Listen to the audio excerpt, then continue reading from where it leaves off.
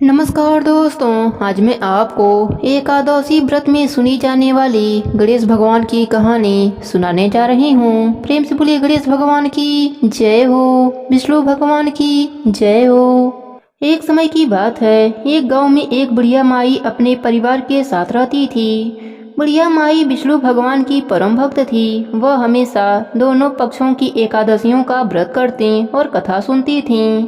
उन्होंने कभी भी व्रत में गणेश भगवान की कथा न कही न सुनी। इस कारण उनका व्रत अधूरा रह गया। पर बुढ़िया माई को इस बात का पता नहीं था। उनको लगता था कि वह तो पूरा व्रत कर रही हैं और उनके व्रत के पुण्य से उनको वैकुंठ लोक की प्राप्ति जरूर होगी। देखते ही देखते बुढ़िया माई की मृत्यु हो गई। उन्हें लेने यमलोक के दूत आए। वह देखकर घबरा गईं और बोली, मैंने जीवन भर विष्णु भगवान की भक्ति श्रद्धा भाव से किया, एकादशी का व्रत किया। मुझे तो लेने वैकुंठ लोक का विमान आएगा, मैं आपके साथ नहीं चलूंगी। इतना कहकर बुढ़िया माई रोने लगी और विष्णु भगवान को पुकारने लगी। विष्णु भगवान गरुड़ पर सवार होकर बुढ़िया माई के पास आए और बोले, बुढ़िया माई, तूने तो पूरी श्रद्धा से व्रत किया, पर तुमने व्रत में कभी भी गणेश भगवान की कथा न कही न सुनी। इसी कारण तेरा व्रत अधूरा है। बुढ़िया माई विष्णु भगवान से जीवन दान मांगने लगी ताकि वह एकादशी का व्रत करके उसका पूरा पुण्य प्राप्त कर सके। इस प्रकार बुढ़िया माई को विष्णु भगवान ने 2 साल के लिए फिर जीवित कर दिया। अब बुढ़िया माई जीवित होते ही गणेश भगवान का नित्य नियम करना चालू कर दिया। एकादशी का व्रत करती तो एकादशी व्रत की कथा सुनती और अंत में गणेश भगवान की कथा सुनने लगी। इस प्रकार 2 साल में बुढ़िया माई ने 4 एकादश पूरा कर लिया। गणेश भगवान की कृपा से एकादशी व्रत का पूरा पुण्य बुढ़िया माई को प्राप्त हुआ।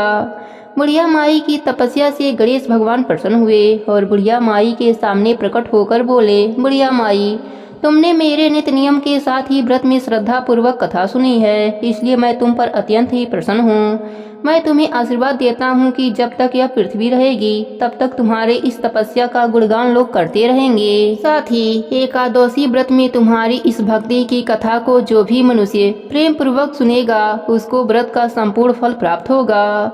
गणेश भगवान बुढ़िया माई पर प्रसन्न होकर बुढ़िया माई का घर अन्य धन से भर दिया। साथ ही रिद्धि सिद्धि का वास करके अंतर ध्यान हो गए।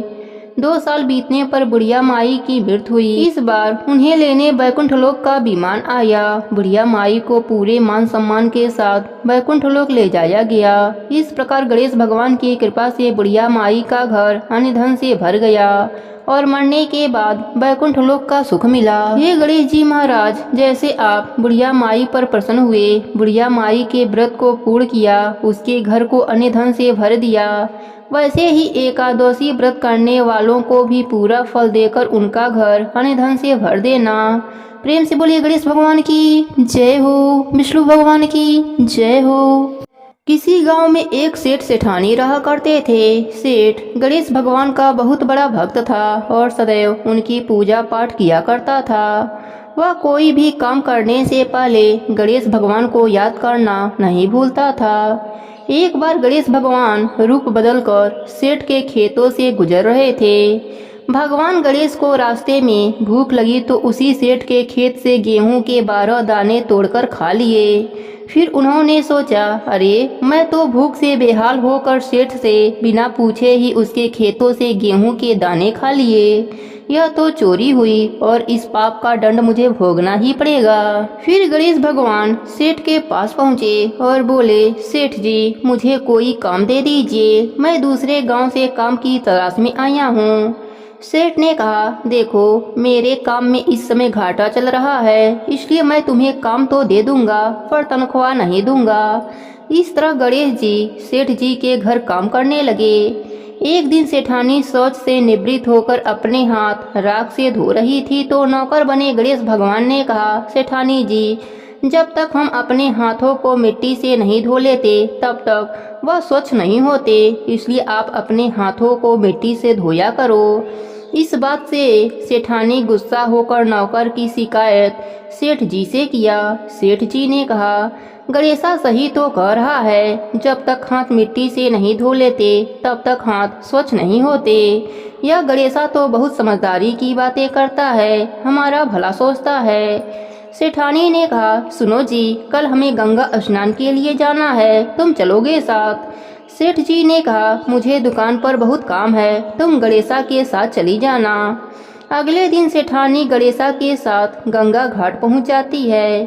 सेठानी गंगा किनारे पर ही बैठकर स्नान कर रही होती है। गणेशा सेठानी को लेकर बीच गंगा में ले जाकर डुबकी लगवाकर वापस किनारे पर लाता है। इस बात से भी सेठानी बहुत गुस्सा होती है। सेठानी घर आकर यह बात सेठ जी को बताती है।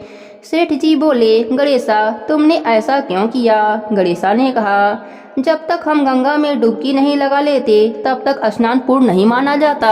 सेठ जी प्रसन्न होकर बोले, यह गणेशा तो बहुत बुद्धिमानी की बातें करता है, हमारे बारे में कितना अच्छा सोचता है। एक दिन सेठ जी अपने घर पर पूजा का आयोजन रखा और सेठानी को बुलाने के लिए गणेशा से बोले। गणेशा सेठानी को बुलाने गया तो देखता है सेठानी काला कपड़ा पहन रखी है। गणेशा कहता है, सेठानी जी, आप पूजा में लाल रंग की साड़ी पहनो, पूजा में लाल रंग शुभ माना जाता है।